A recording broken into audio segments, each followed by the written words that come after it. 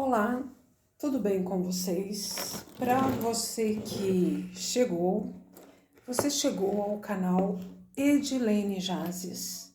Eu quero deixar aqui a você o meu muito obrigada, a você que chegou, a você que permaneceu, a você que deu uma passada, a você que deu uma assistida no vídeo até o fim, a você que porventura comentou alguém, ainda que seja sinceramente, por me conhecer, para fazer comentários do tipo se acha, metida, antipática, sabe aquela frase de ator, falem mal,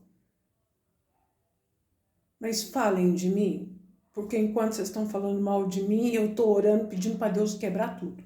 Bom, enfim, vindo aqui, brincadeira. Verdade. Ué, se as pessoas estão falando mal, você concorda que a gente tem que quebrar o mal que nos é lançado? Simples assim.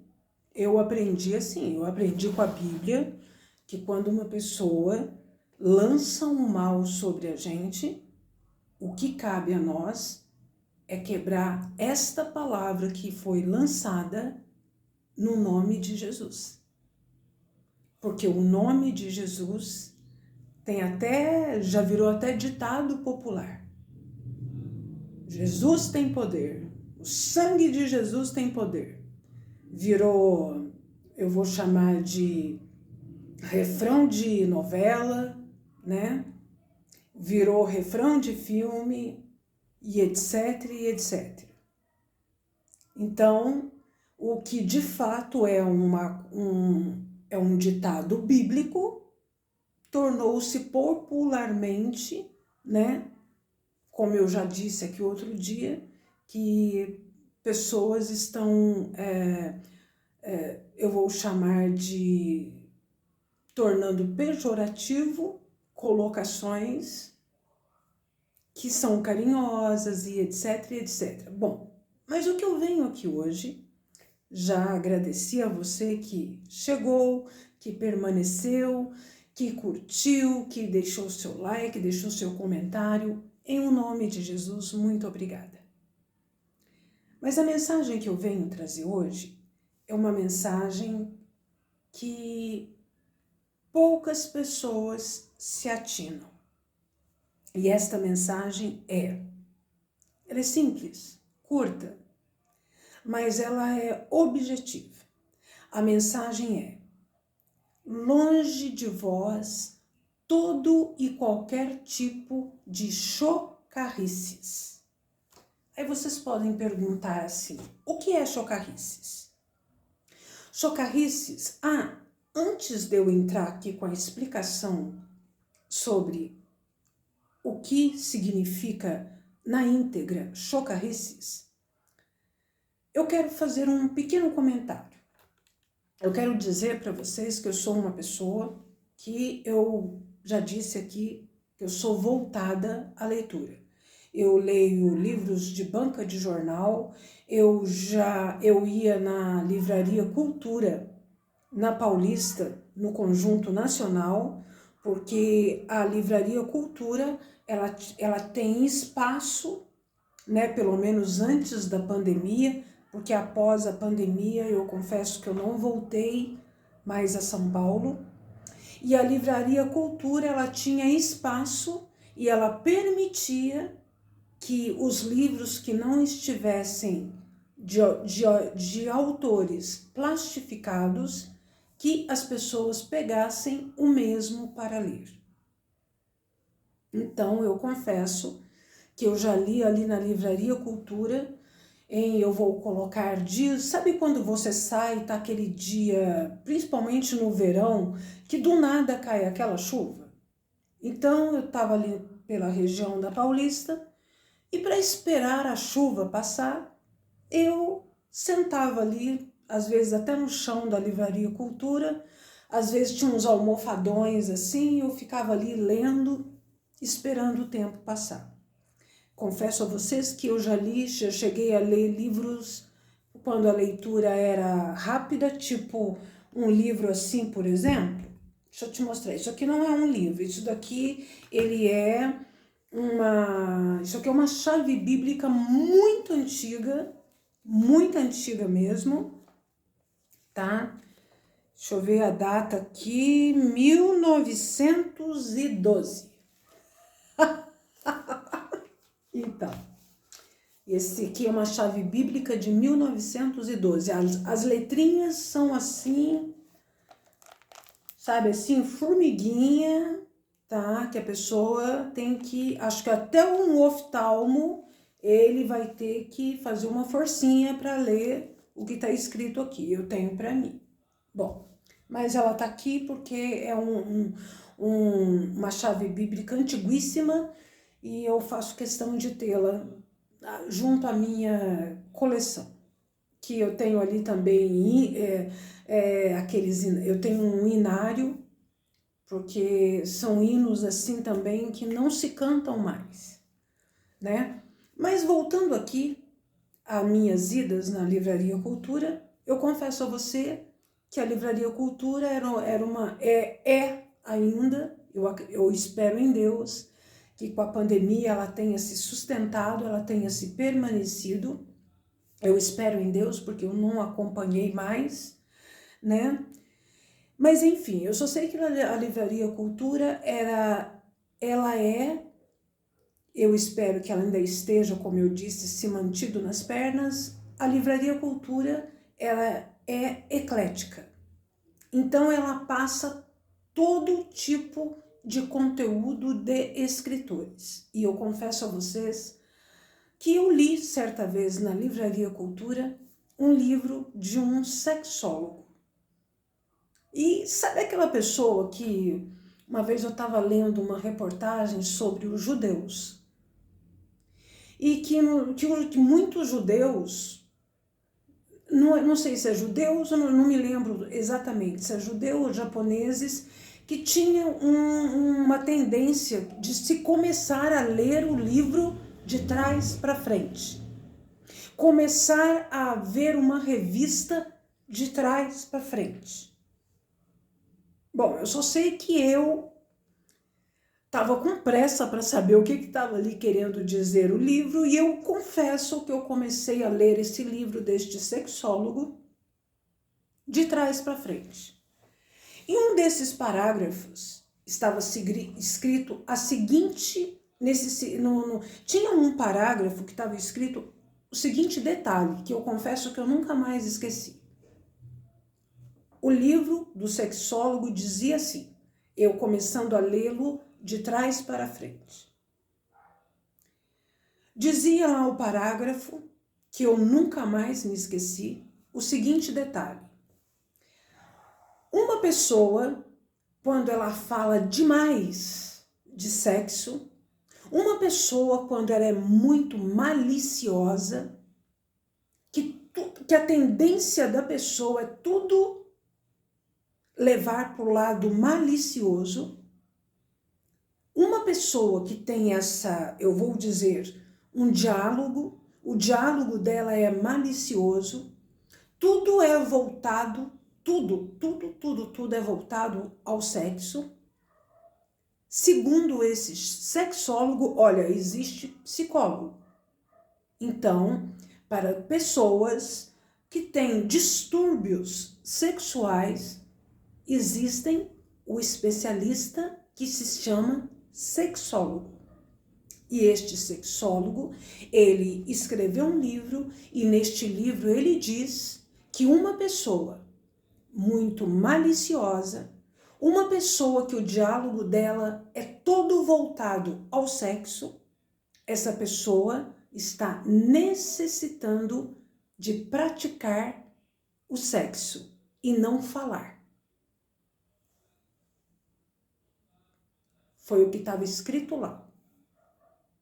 Eu li um livro de trás para frente na Livraria Cultura de um sexólogo, onde o mesmo diz que uma pessoa muito maliciosa, malicia tudo, com perdão do comentário, tudo é voltado. Você fala bolacha da Nestlé, exemplo, A pessoa leva para o lado íntimo, sexual, uma bolacha de leite da Nestlé.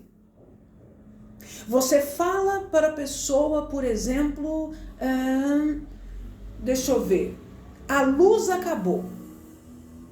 Nossa, é uma frase boa para maliciar, não é? A luz acabou. Uma frase boa para se maliciar, não é? Concorda? A luz acabou. Por exemplo, você fala assim. Outro exemplo. Eu saí, fui viajar sozinha. Se esta pessoa maliciosa, que leva tudo, né? Como diz, eu vou com perdão do comentário, como diz a minha mãe, leva tudo para as partes baixas, né? Esta pessoa, se souber, né? Que quando eu trabalhava, graças a Deus, que eu tinha o meu dinheiro, louvado seja Deus, eu me permitia passeios. Ah, imagina, você acha? Imagina. Você acha que ela viajava sozinha? Vai contar essa história para outro, vai enganar a trouxa. Eu viajava sozinha. Mas que eu paquerava na viagem, eu paquerava.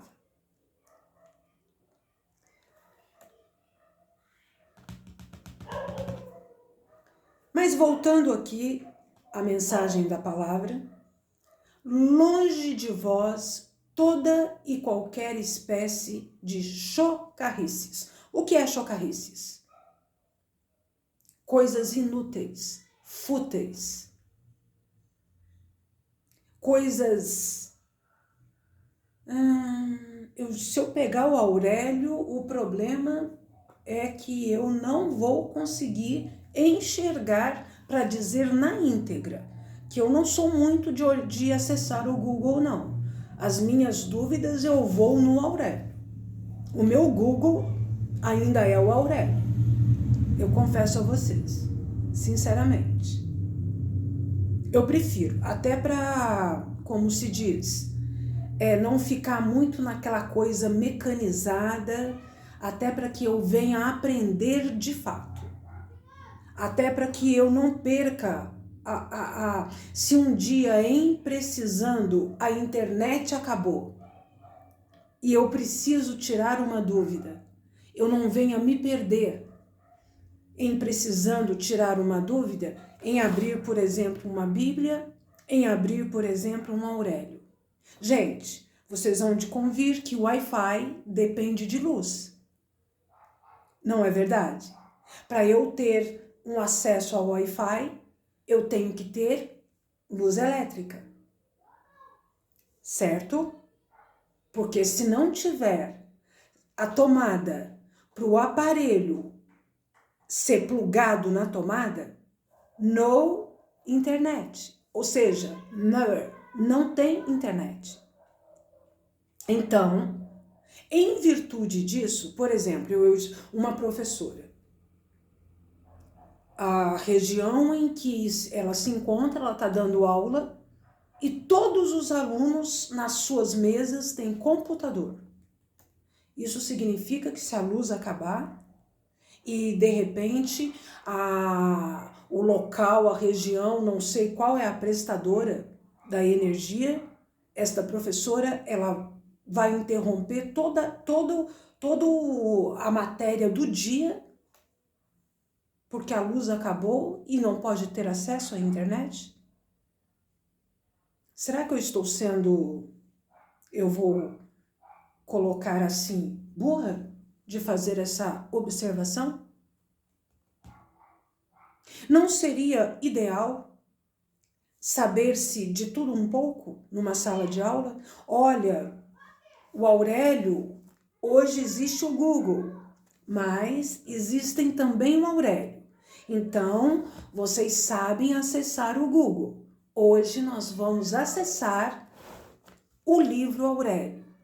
Hoje nós vamos ver um atlas via livro. Eu sou desta opinião. Vai que a luz acaba. Vai que a luz acaba. Não sei. Vocês viram o que aconteceu na Síria? Um terremoto, um tremor.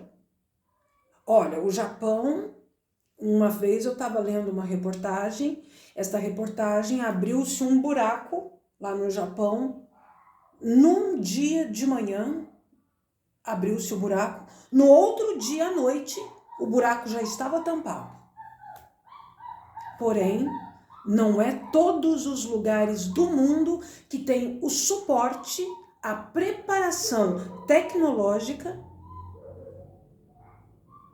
que o Japão possui. Japão, China são países que passaram por coisas terríveis e se refizeram rapidamente, porque são países que preparam pessoas para situações adversas. Se alguém perguntar para mim, me cite 2 países que não ficam de chocarrices, com futilidades. Eu vou citar. Japão em primeiro lugar. Japão em primeiro lugar. Japão é o tipo do país que a criança, ela começa a aprender a andar, o pai, do jeitinho dele lá, já começa a ensinar a criança defesa. Defesa pessoal, defesa em termos de luz, defesa de atravessar uma rua. Você sabe aquele pai que está se antecipando ao fato, a que qualquer eventualidade? Este pai não está de chocarrices com seu filho, de bobeira. Este pai não está perdendo tempo na educação do seu filho. Outro dia eu li uma frase que diz que assim, a vida é preciosa demais para a gente ficar perdendo tempo com bobeira.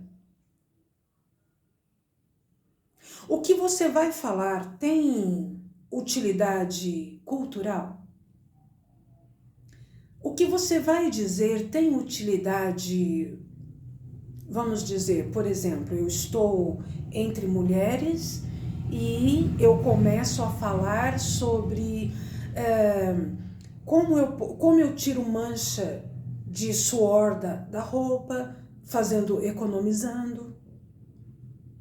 Eu estou entre senhoras, porque eu tenho para mim que quando nós estamos entre mulheres, ainda que sejamos jovens, ao eu me referir a elas, a colocação é entre senhoras e senhoritas, porque se elas são casadas, elas são senhoras, né? E eu volto a repetir. A Bíblia, ela diz que é longe de vós todos os tipos de chocarrices, todos os tipos de bobeira.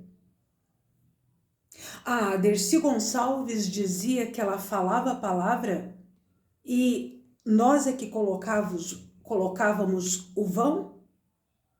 Eu concordo em partes. Porque se a palavra dela já entrava com um tom malicioso, ela mesma é que colocava o vão. Ela mesma é que falava o palavrão. Não éramos nós, não. Ela tinha este refrão: eu falo a palavra. O povo é que bota o vão, que no caso é palavrão. Não. Se a palavra já é maliciosa, ela já colocou o palavrão e pronto. Ela já entra no seu ouvido malicioso. E outro detalhe que eu quero colocar aqui.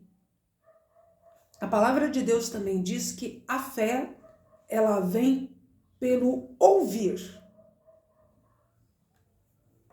Certa vez, eu ouvi um grande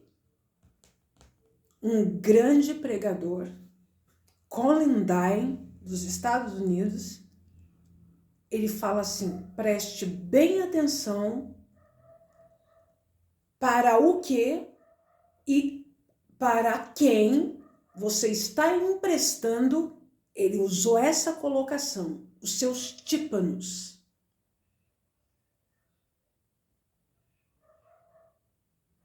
Porque se a tendência de você ouvir vulgaridades, e tem um outro detalhe. Outro dia eu falei aqui que um cachorrinho, ele foi criado junto, ele era um cachorrinho, bebê, e foi-se um pintinho. O cachorrinho foi crescendo, o pintinho também foi crescendo e transformou, o cachorro cresceu e o pintinho transformou-se num galo. Um belo dia, o dono do pintinho e do cachorrinho, que eram o mesmo dono, gravou o latido do cachorrinho. O cachorrinho estava imitando no seu latido o canto do galo. Coisas de internet. Eu não sei se tem ali uma manipulação ali, né? Porque hoje em dia tira-se uma imagem, bota outra imagem, tira uma voz, bota outro tom de voz. Então eu não sei. Eu só sei que eu vi este vídeo onde um cachorrinho que foi criado junto com um pintinho, os dois foram crescendo e chegou uma fase que o cachorrinho não latia mais. O latido dele lembrava um cantar de galo. Aí você já imaginou 3 horas do seu dia, 3 horas do seu dia, 2 horas do seu dia, vamos colocar assim durante uns 4 meses, 3 meses, ouvindo chocarrices?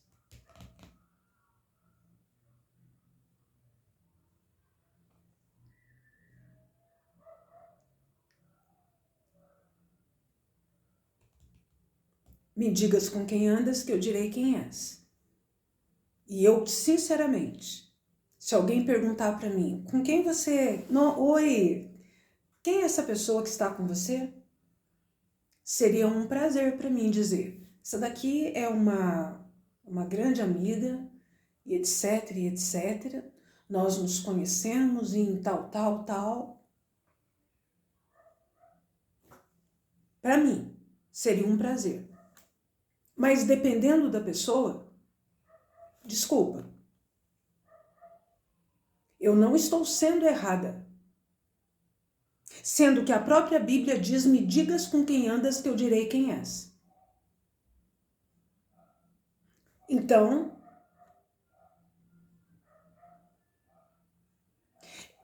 se você está diante de pessoas carregadas de futilidade, a tendência, se você não se preparar, se você não se preparar,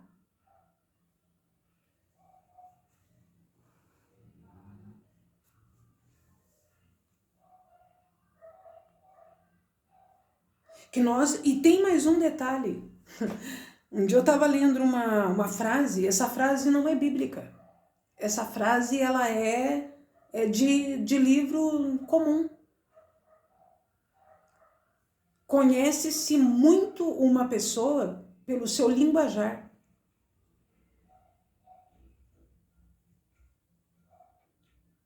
Ah, eu estou perto de pessoas simples, eu tenho que falar, usar... Não, gente, por favor, uma coisa é ser simples, outra completamente é ser simplória. E as pessoas confundem simplicidade com simplória. As pessoas confundem ser financeiramente pobre com sujeira.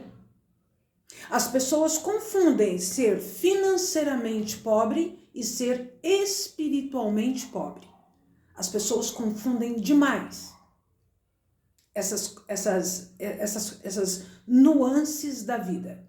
Uma coisa é seu espírito ser pobre, outra coisa é você ser financeiramente, eu não vou nem chamar de pobre, desprovida. Eu confesso a vocês que eu, no momento, eu estou desprovida. Desprovida de trabalho, entendeu? Então eu sou uma pessoa que, veja bem, eu não gosto da colocação velho, eu não gosto da colocação idoso, eu não gosto da colocação pobre. Não. Na minha opinião, uma pessoa, um dia fizeram a seguinte pergunta na época que eu tinha Instagram. Você gostaria de viver aos 100 anos? A pessoa ficou muito pé da vida comigo com a minha resposta. Eu falei, eu vou estar andando? Eu vou estar falando? Eu vou estar indo no banheiro sem precisar de ajuda? Eu vou estar me banhando sozinha? Porque se for para mim viver até os 100 anos andando, falando, sentando na mesa para comer, ainda que esteja usando dentadura, eu quero viver até 100 anos. Agora, se for para dar trabalho para outras pessoas, gente, eu não sou casada, eu não tenho filhos. Eu vou querer viver até 100 anos para quê? Para ser maltratada? Num asilo? Não. Deus é de me perdoar. Se Deus tiver 100 anos preparado para mim, desde já eu já falo, que seja repleto de saúde física, mental, nos meus órgãos internos e externos, porque, gente, não adianta. A mente está funcionando muito bem se você tem que usar bolsa para urinar. Desculpa, mas é a realidade da vida. Se for para mim chegar aos 100 anos montada usando um saltinho, vale a pena, não vale? Ainda que esteja usando uma dentadura, vale a pena viver até os 100 anos. Se eu chegar aos 100 anos sabendo que aonde acende uma luz, aonde apaga uma luz, aonde fica o banheiro, aonde fica a cama, sabendo o meu nome, sabendo levar uma xícara na boca, um garfo na boca ou uma colher de sopa na boca, vale a pena viver aos 100 anos.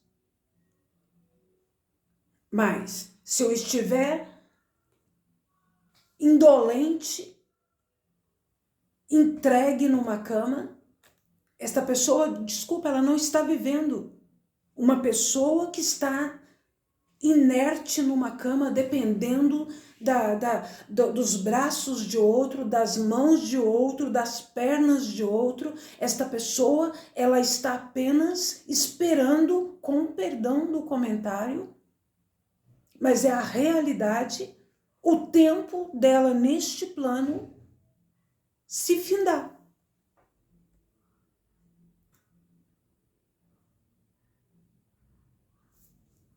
Mas o meu comentário aqui hoje é sobre longe de vós todo tipo de chocarrices.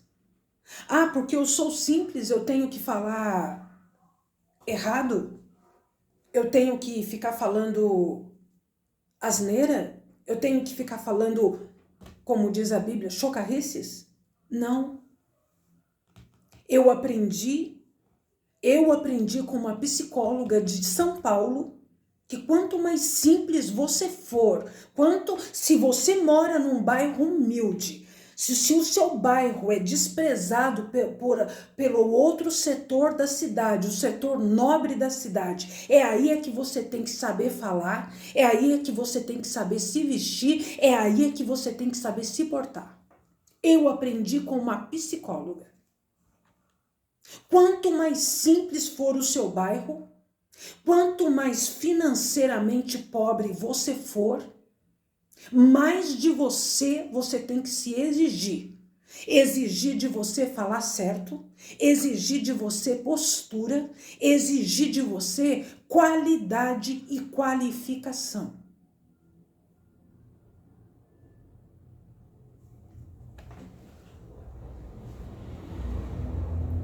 Qualidade e qualificação. Eu não tenho vergonha de testemunhar aqui. Sinceramente, já trabalhei muito como doméstica. Já fui humilhada nesse setor.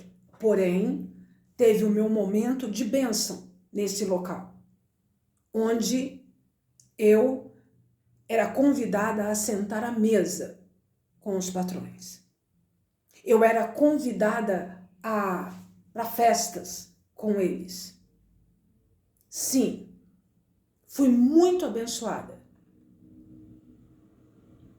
E a minha qualificação e a minha postura era tanta que teve uma, eu vou colocar, patroa minha, que todo mundo perguntava se eu era parente dela. Mal sabia essa pessoa que eu era do interior de Minas, da Vila Magalhães, e estudei na escola Dona Bem-vinda, que na minha infância era extremamente desprezada. O meu bairro, Vila Magalhães, era desprezado, a escola que eu estudei era desprezada pela classe maior da cidade. E até que uma psicóloga virou e disse para mim: Edilene, para que você se cure dessa coisa que você se sentia desprezada pelo outro lado da cidade, quando você mora num bairro simples, quando você é de família simples financeiramente, porque uma coisa essa psicóloga me fez entender, uma coisa é você ser pobre de dinheiro, outra coisa é você ser pobre de espírito. Há uma diferença enorme. E a grande maioria das pessoas confundem pobreza financeira com pobreza espiritual. E quando uma pessoa é espiritualmente pobre, reflete na face dela. Ela pode ter o carro mais caro do mundo. Ela pode ser o Neymar. Se ela for espiritualmente pobre, vai parecer na cara dela que ela é pobre. Quando uma pessoa ela é espiritualmente rica, ainda que ela seja pobre, vão olhar para ela e vão achar que ela é rica. É o espírito dessa pessoa que é rico. Porque esta pessoa, além dela procurar se enriquecer, tanto no tocante à vida, porque se você procura um livro para ler, você concorda que você está se enriquecendo no tocante à vida? Se você procura, por exemplo, nas suas horas de folga, no seu trabalho, você vai a um teatro, você vai ao cinema, você vai a uma exposição, você vai a um concerto, você está se enriquecendo culturalmente, para que em uma conversação você não fale chocarrices, você fale de coisas cultas, você fale de coisas bonitas. E se você estiver precisando praticar sexo, que seja apenas o seu eu a saber e mais ninguém. Simples assim. Então eu deixo essa mensagem com vocês. Não é porque mora-se numa Vila Magalhães, não é porque se estudou numa escola desta mesma vila, que você precisa se deixar ser visto como pequeno. Não. É aí que você tem que lutar e procurar se enriquecer culturalmente. Porque quanto mais rico você for culturalmente e espiritualmente, até mesmo o mais nobre de uma pessoa, até uma pessoa rica, ela vai achar que você tem dinheiro. E Deus, ele diz aqui que nós temos que, de fato, que as pessoas olhem para nós e que não nos vejam descaracterizados, mas nos vejam exatamente como Ele quer que nós sejamos, ricos. Ricos. Porque assim como você se imagina, diz a Bíblia, você será. Se você se vê pequeno, todos vão olhar para você e vão achar você coitado.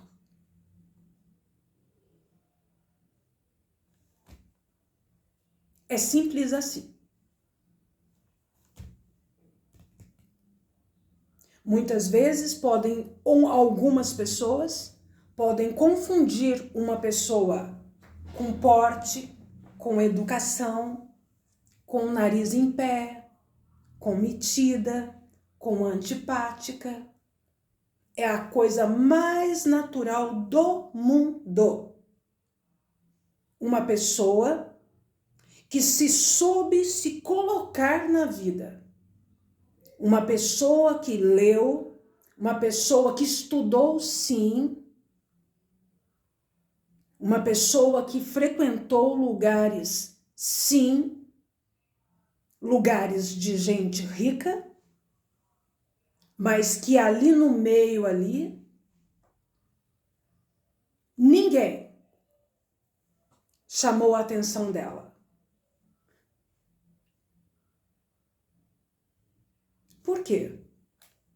Porque você mora numa vila? Aí eu volto, ontem eu citei aqui no vídeo a favela da Rocinha.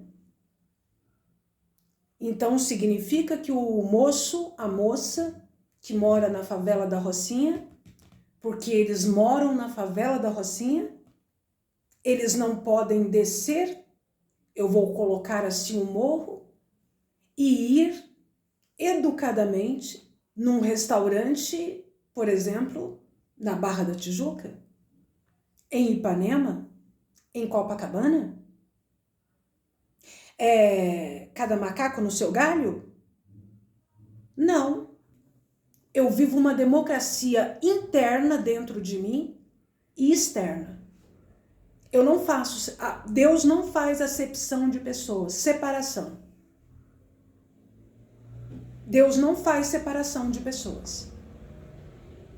Eu sou uma pessoa democrática. A pessoa que mora na favela da Rocinha, ela tem o direito de ir em Ipanema, de ir em Copacabana, de ir na Tijuca, de ir onde ela quiser. Ela mora na cidade. E, aliás, é um pecado. Onde você mora? Eu moro no bairro da Rocinha. Se eu morasse lá, eu diria assim. Eu não falaria favela da Rocinha. Eu falaria literalmente. Onde você mora? Eu moro no bairro da Rocinha. Ah, você mora na Rocinha? Sim. Sério? Sério? O lugar onde eu moro é uma roça. Aqui no Rio, eu moro numa roça. Deixa a pessoa achar que é fazenda. Deixa a pessoa achar que é sítio. Deixa a pessoa achar que é chácara. Quando meu pai trabalhava numa fazenda, eu falava que eu ia para a roça. Onde você vai hoje? Eu vou na roça visitar meu pai. E meu pai trabalhava numa fazenda. Simples assim. Se eu morasse na favela da Rocinha, eu jamais diria favela. Eu diria Rocinha. Eu moro na Rocinha. Para quê? Para que estigmatizar o ser humano? Para quê? Para quê? Ah, você mora na favela da Rocinha? E você fala tão bem, se veste tão bem, provavelmente. Até mesmo quem mora na favela da Rocinha, se pegar uma pessoa falando bem, se expressando, indo ao teatro, pelo que acontece, pelo que eu vejo, essa pessoa vai ser debochada, vai ser censurada. Ah lá, ó, pô, cara, olha lá que metida, tá indo se autoculturar. Gente, por favor.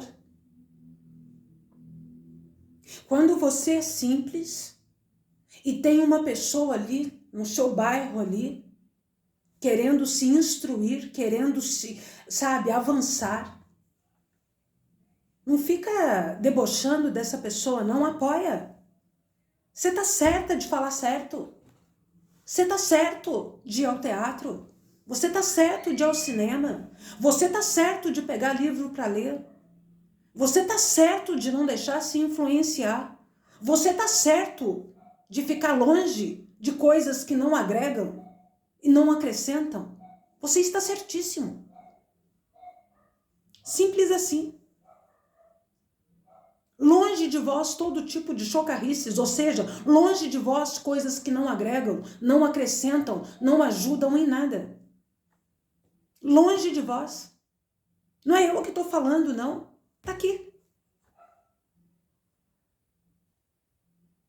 O que eu vou ganhar ficar falando de besteira? Volto a repetir. Existe psicólogo? Sim. Especialista em ajudar uma pessoa, um terapeuta, né? Em ajudar uma pessoa que está passando por um revés emocional a voltar ao prumo. Eu vou colocar assim, simplificando. Aí tem o sexólogo. E este sexólogo, o que ele diz? Uma pessoa que é muito, que tudo ela malicia, uma pessoa que tudo ela leva para o lado, as partes baixas, como diz a minha mãe. Essa pessoa está precisando praticar e não falar. Simples assim.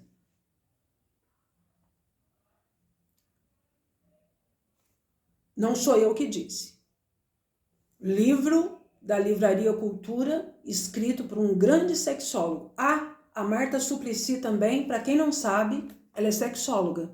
E eu tenho certeza que ela concorda com o que eu estou falando. Porque ela é sexóloga. Um sexólogo vai desdizer, eu vou colocar assim o outro? Não tem como, né? Tem? Um psicólogo, um juiz vai, né? Não tem. Um médico vai contestar se o outro tiver certo? Eu acho que não vai haver contestamento. Será que vai? Então, procurar se inteirar, procurar saber, para que em uma conversação, ainda que você seja chamada de chata, de metida, de antipática, não importa. O que os outros pensam é os outros. Você é você e eu sou eu. O outro são os outros, e tem até a musiquinha, ó. Os outros são os outros, são os outros e só. Você é você. Você mora numa vila considerada comunidade, né? Hoje, né? Então, aproveita que mora numa comunidade e faça diferente de todo mundo da comunidade. Ainda que cause maior rebu. Como diz eu escuto aí, um rebuliço. Jesus não veio ao mundo para ficar assistindo as pessoas fazendo micaretas, chocarrices e ficar quietinho, não. E ele falou que quem é dele não deve também aceitar, não. Eu moro numa vila, num lugar simples. O que eu aprendi como a psicóloga de São Paulo, que é quanto mais simples você for, em termos de bairro, em termos de finanças, é aí é que você tem que se colocar na vida. Simples assim. É aí é que você tem que falar bem, é aí é que você tem que saber ler, é aí é que você tem que saber escrever, porque vão te julgar pelo bairro que você mora, vão te julgar pela sua cor, vão te julgar pela sua roupa, vão te julgar pelo jeito que você senta, vão te julgar por tudo. Por tudo.